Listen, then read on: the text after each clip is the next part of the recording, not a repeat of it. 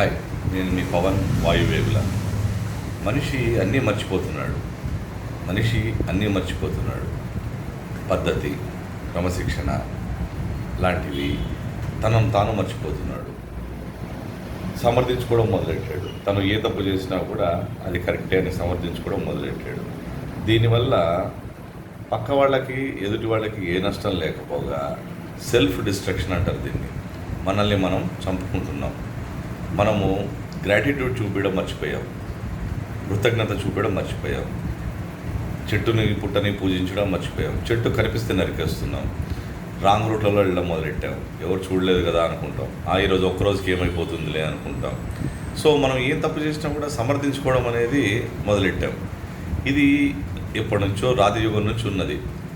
ఈ పద్ధతి మార్చడానికి విద్య అనేది కనిపెట్టారు. విద్య అంటే ఏంటి? విజ్ఞానం పెంచుకోవడం.